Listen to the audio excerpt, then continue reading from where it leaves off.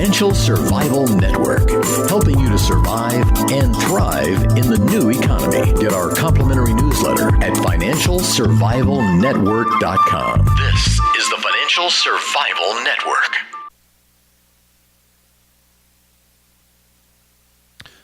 Summer is almost over, and so far we've really lucked out.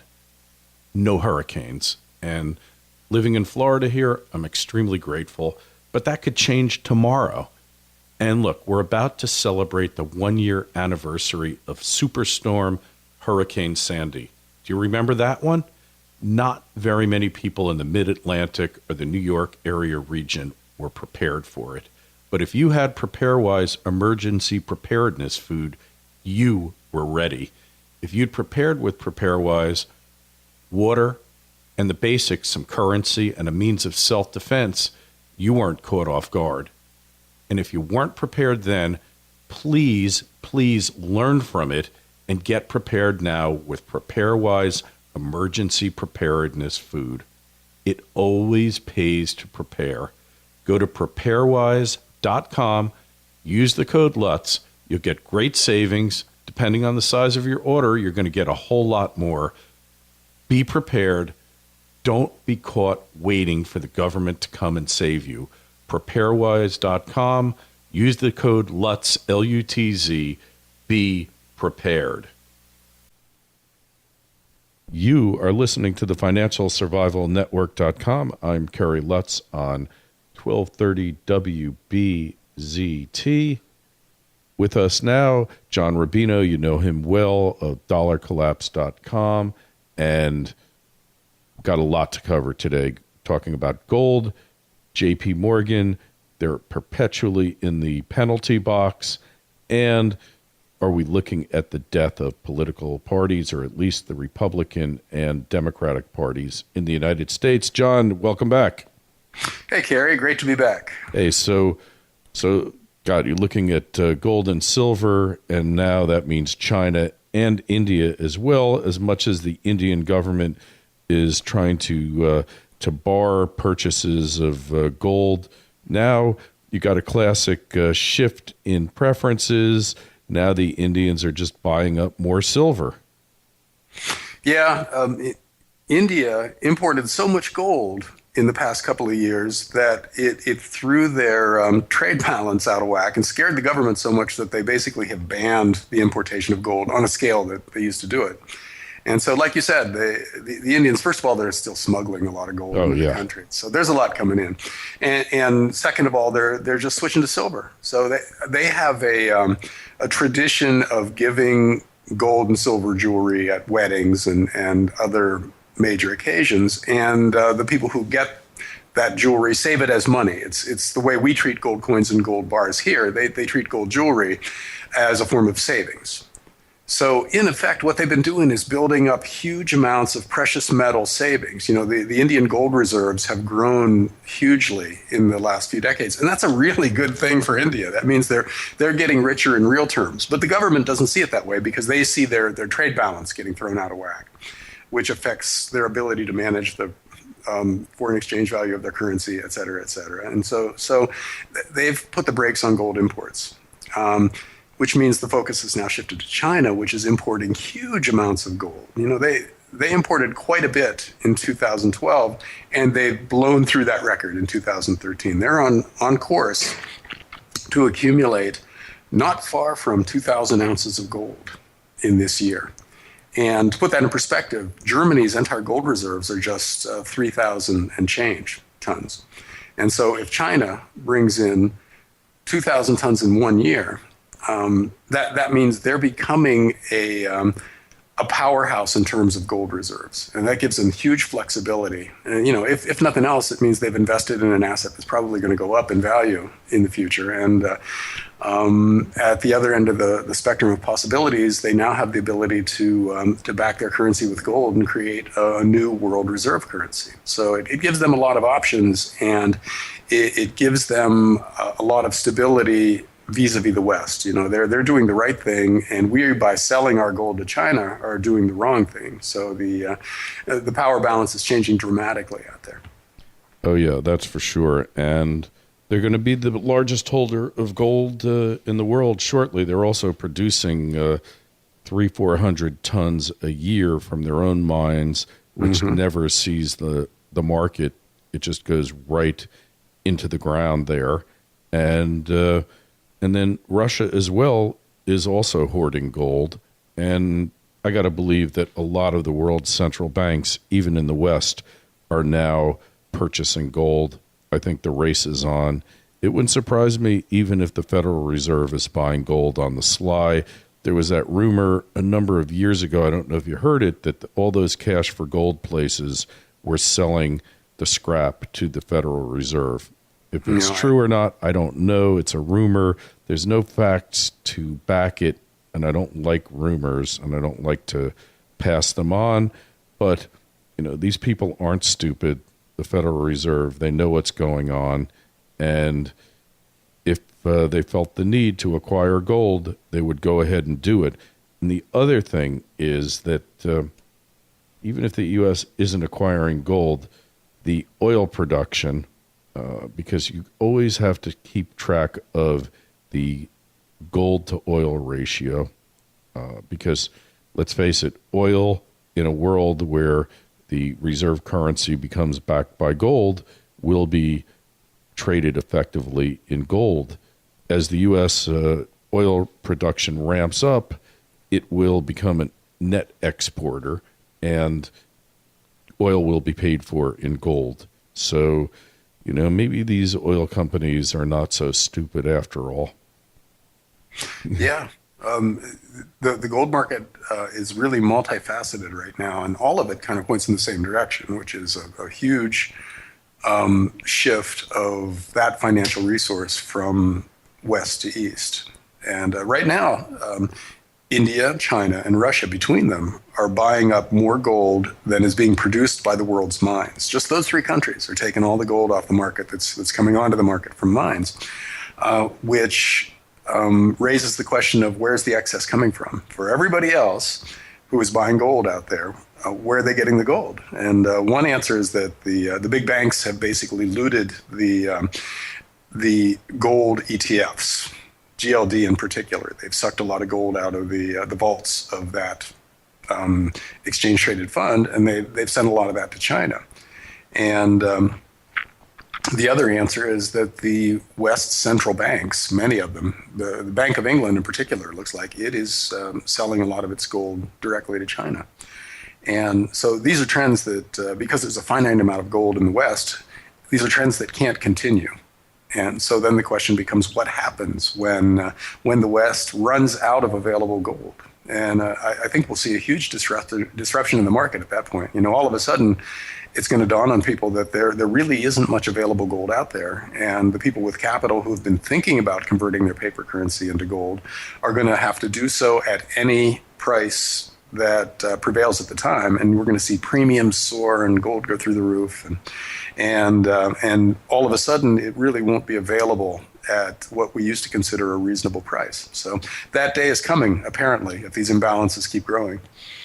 Yep, it's not going to be long. And yeah, you're right about that. It's got to be coming from someplace. And the other thing is, due to these low prices, the cost of production of an ounce of gold is at least around $1,500. Production in the rest of the world is shutting down. Companies going out of business right and left, write-downs in the mining industry. So the fact is that supply is decreasing at the same time that demand is going up. And yet what's happening? Price is going down. So that's not the sign of a healthy market that's functioning properly, is it?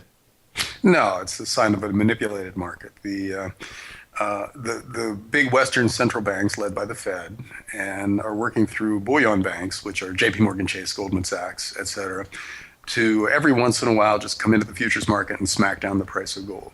And they're doing that on the one hand in order to close out a lot of the short positions that the big banks had taken on in gold in the past. And in general, just to make the other currencies of the world, the fiat currencies, look good in relation to gold. Because gold is really a competing form of money.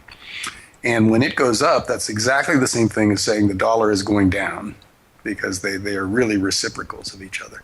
So to make gold go down is a way of showing the world that your paper currency is being well managed. Because if it wasn't being well managed, well, gold would be going up, and so we're not getting that signal from the markets. So the dollar must be sound, it must be valuable. And that's incredibly important in a fiat currency system, because paper isn't worth anything.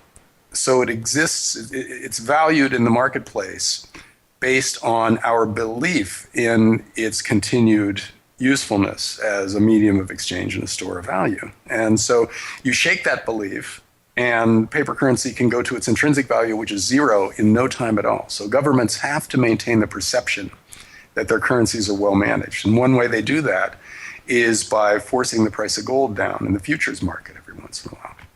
Yep. Which takes us back to the flow of gold from west to east, because at some point, if we run out of physical gold here that's available for sale, then that makes it infinitely harder to manipulate the futures market in gold, because there's no gold left for settlement. You say if you have a futures contract and you want to take delivery of gold, which is what that futures contract gives you the right to do, but there's no more gold on the COMEX. The futures exchange doesn't have any physical gold to give you. And you ask for delivery and they say, no, sorry, we're just going to give you cash instead. Then the game is over. Then everybody realizes that there's no gold there. All these futures contracts, there's about 50 ounces of gold in claims via futures contracts out there right now, as there are physical ounces of gold for delivery. So it's a fractional reserve banking system on the futures exchanges. And it's just like any other bank. Once people figure out that the money's not there, they all try to get it out at once, and the system collapses. And so that is in prospect for the futures markets, as China and India and Russia keep buying up all the available gold. So again, it's a question of timing. We've kind of created the conditions where this has to happen, but we don't know when. It might happen this year, might happen next year, might happen 5 years from now. But if it does happen 5 years from now and the current trends continue, then it's going to be huge. It'll be so much bigger than it would be if it happened now, because all the gold would be gone. If China and Russia and India keep buying up 2,000 or 3,000 tons a year of the available gold, there just isn't that much to keep the game going for that much longer. All of Germany's, all of England's gold would be gone. Most of the U.S. gold would be gone. And the West would be financially naked. So someday out there, that day is coming, and we just don't know when it's going to happen.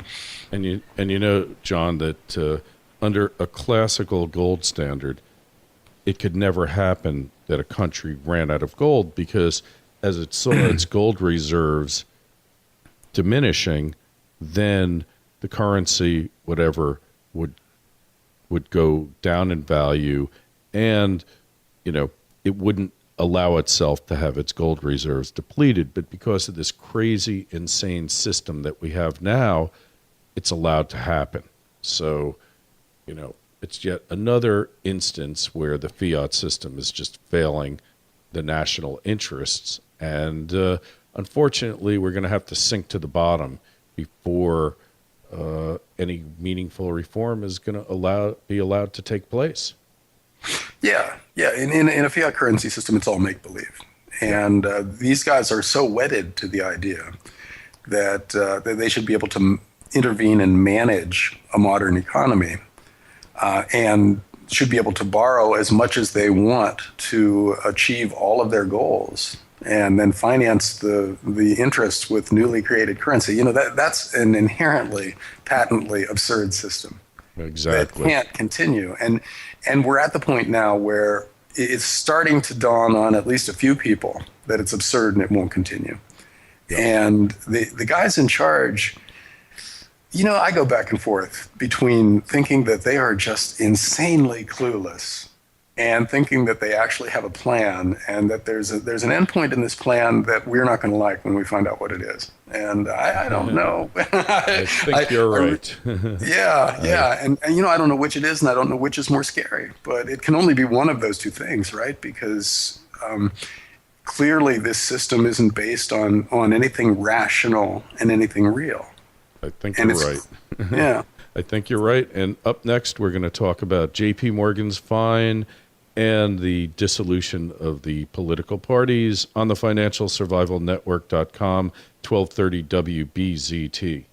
Hi, it's Kerry Lutz. I recently decided to move my retirement account into physical precious metals to hedge against the coming times. If you want to move an existing retirement account into physical precious metals that you can hold in your hand, tax-free, there's no company that can do it more quickly and efficiently than Regal Assets. It took them just 24 hours to open my new IRA account, and all I had to do was fill out one simple form. The best part is that Regal Assets does all the work for you. They cover the setup and administrative costs for 2013. If you're interested in making the same move I did, call 855-678-6620, 855-678-6620. That's 855-678-6620, or visit them at regalassets.com. You'll be glad you did, and tell them Kerry sent you. We're back on the financialsurvivalnetwork.com. I'm Kerry Lutz with John Rubino of dollarcollapse.com and 1230 WBZT. So, John, $13 billion for J.P. Morgan Chase. They've got $210 billion worth of equity. So they have a loss for the quarter. Not a big deal, is it?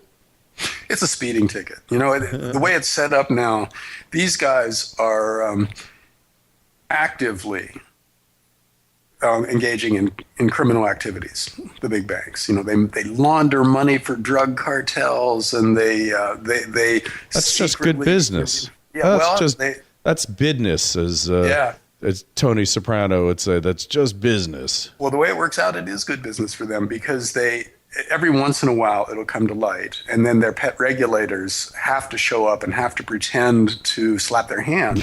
But what happens is the regulatory agencies now, especially in the U.S., are acting like in-house counsel for the big banks. Their job is to keep a lid on scandals and to manage them, and to make sure that no individuals within the banks who committed the actual crimes are named and prosecuted. So they structure something that looks like a fairly serious fine, but really it's a fraction of the annual income of these big banks, because they make so much money doing this stuff. And so it looks like the Justice Department really cracked down on the big banks and charged them billions of dollars for these clients. And what really happened was the money that they're making from these activities so dramatically exceeds the fines that they have to pay that this is really just a cost of doing business. And they see it that way. And they're willing to keep paying these fines because they're making so much more by continuing to launder money and manipulate the commodities markets and all the other things that they do, that to them it's a great deal. And what we have to remember now about the system as it exists is that a stint in Congress or a regulatory agency is really just an extended job interview, where you get to show the big banks and and especially the big banks that you're a team player, and that you can be trusted to work for the banks themselves. And so they hire you as a lobbyist or a banker after you get out of Congress, and that's when you make your real money. And the guys in the regulatory agencies know this. They know that if they get good at what they do, they become experts on the ins and outs of bank derivatives, for one example, that in 2 or 3 years, the banks are going to hire them away to run their derivatives departments. And their job is going to be to fool their successor at the regulatory agency, who's new and who doesn't know as much as the guy who spent 3 or 4 years there, and to allow the banks to continue doing what they're doing. So we basically have a system now where it's all one organization, and the Fed and the big banks and Treasury Department and the executive branch and Congress are all divisions within this organization. And the organization itself is profit maximizing. It wants to grow, and it wants to bring more resources into itself and accumulate more power. And so it would be absurd to think that when one division commits a crime, another division is actually going to prosecute the people in the first division for committing those crimes. That's just not how it works. You know, the legal division of this big organization is going to help smooth out the bumps when the other division that's generating profits is committing crimes. And so we shouldn't be surprised that this is how it works.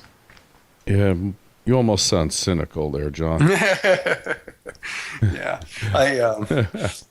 But you're absolutely right. You're 100% correct. I mean, they're just providing air cover to the besieged banks, and you're right. It just seems like it's one big criminal RICO enterprise.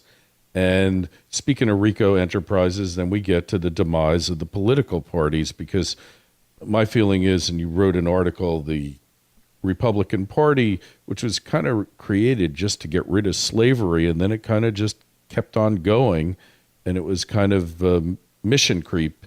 It was always a political party in search of a disease to cure, and it kind of picked up on limited government, which it stuck with, and now it's not even into that, and it kind of outlived its usefulness. And now what? Now the Tea Party wants it to be limited government and limited taxes and throw the bums out. And the Rockefeller branch, the country club guys, said, no, we're here to make sure that you get your fair share from Washington. And I think that kind of sums up the divide, the chasm in the party. And it looks like it's going to go the way of the Whigs, doesn't it? Well, it does look like we've started a civil war in the Republican Party here. This last shutdown drama pitted the ideological guys, the Tea Party guys, the Ron Paul Republicans, who really just don't want to sign off on a debt increase. You know, I think Obamacare was almost an excuse for them, because they just don't want to facilitate the government borrowing another $2 trillion, which I totally get. Who can blame them? Who can blame them at all? I mean, Yeah. We're up to 17 trillion now. And what are we going to go to? 50 trillion before this whole thing collapses? Yeah. You know, they got a valid point here. Mm-hmm, they do. And but the majority of the party in Washington is get along, go along, back scratching career politician guys that we talked about before, who see themselves as being interviewed on an extended basis for lobbying jobs and banking jobs when they get out of Congress. And so they want to pretend to be fiscally responsible, but in the end, they want to give the government the increased borrowing capacity when the time comes, because that's how they're playing the game. You know, that's how they're showing the big banks and the lobbyists that they are actually responsible members of the team. And so from now on, the Republicans, they basically decided that they hate each other, these two groups within the Republican Party, and they don't want to work together. And so either the libertarian branch splits off and forms a party of its own that takes 10% of the vote away from the Republicans in every election from now on, handing the majority status to the Democrats, or they stay within the party and then they have primary battles over and over and over again for every seat, where you get the Tea Party guy against the mainstream Main Street Republican. And this is debilitating, because they use up all their resources, and whoever wins, the other side doesn't really want to vote for him, so they stay home, which also hands the Democrats majority status going forward. So, we talked about Obamacare before we went on the air, and unless Obamacare completely blows up in the next few years and so taints the Democrats that they have a big problem of their own that offsets the Republican problem. It's going to happen, John. I predicted exactly what's happening 6 months ago. I said it in April. I've got 5 or 6 of my commentaries where I totally nailed what's happening now, and it's going to happen. So don't worry about it. This thing will fail. They won't fix it. They won't be able to. So they will be rescued by the administration's incompetence somehow. You can be sure of this. It's happening now. So don't worry about that. Somehow the party of stupid will be rescued by the party of complete idiocy. And it's taking place now. You read about the stories when even CNN is turning on these people. And, Catherine Sebelius, I predict, will shortly be leaving Washington to spend more time with her family, although I think she's an orphan and doesn't have any kids or husband or anyone else. But she'll go adopt a family to get the hell out of that place shortly. You could be sure. Yeah. Well, in that case, the Republicans have a chance of relevance in the next few years. But it's one of those things where everybody has a 10% approval rating, and nobody is listened to anymore. And in that case, the government just goes on autopilot because you can't stop the spending that's already embedded in the system. Nobody's going to cut military spending. Nobody's going to cut entitlements. And so all that will happen is that the government grows by 6 or 7 or 8% a year. The deficit stays very high. The debt ceiling needs to be raised over and over again. We keep borrowing more and more money, and we keep financing it with newly created currency. So that to me sounds like paradise for precious metals, because that's really the only asset. That and possibly global multinationals that can generate a lot of income from other currencies. But that's really the only two places to put. Yeah, that's it. And maybe farmland. So you go to real assets in that kind of a situation where the government just flat out can't control itself, and the central bank has been co-opted to the point where it will finance this ever-increasing government debt without worrying about the value of the currency. And that really looks like what we're headed for, one way or another, because if the Republicans implode and the Democrats take over, functionally that's the same thing, because then they won't have any reason to control themselves. And they will just increase spending exponentially on all these unmet needs, and they'll borrow the money that it takes to finance it and insist the Fed finance that. So either way, you get this world 3 or 4 years hence when it's all on the dollar, when the value of the currency is the safety valve, where the pressure is leaking out of the pressure cooker, and the dollar gets less and less valuable, and we get all of the pathologies that flow from a dramatically lower currency that is continuing to fall in value. That's when we get the Austrian economics crack-up boom. It's coming. It's coming. And on that note, we're going. So just give us your site again, John. Dollarcollapse.com. All right. And don't forget, go to financialsurvivalnetwork.com. Got an unbelievable newsletter that's coming out any day now on actually how you survive Obamacare. Financialsurvivalnetwork.com. Sign up now. John, we'll talk with you again real soon. Great, Kerry. Thanks. What happens if the collapse never really comes? You need income, and Jason Hartman can help you get it. He's helped thousands of people realize their dreams of financial independence through real estate investing, and now he's got an unbeatable offer for you. He's offering my ebook, Forget Wall Street, Go for the Gold and Silver Too, for free. Just visit jasonhartman.com/Lutz. The first 100 Financial Survival Network listeners will get the book free.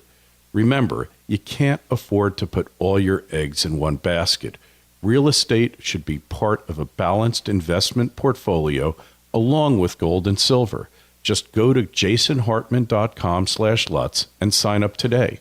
When it comes to real estate investing, Jason Hartman is the only person we trust on the Financial Survival Network. So make your money work as hard as you do by building an income property empire. Real estate is America's proven investment. Go to www.jasonhartman.com/Lutz and get your free ebook today. That's Jason, HARTMAN.com/Lutz. That's Jason, HARTMAN.com/Lutz. Jason knows how to help you retire with a portfolio of income-producing property. Go to jasonhartman.com/Lutz. The Financial Survival Network, helping you to survive and thrive in the new economy. Get our complimentary newsletter at financialsurvivalnetwork.com. This is the Financial Survival Network.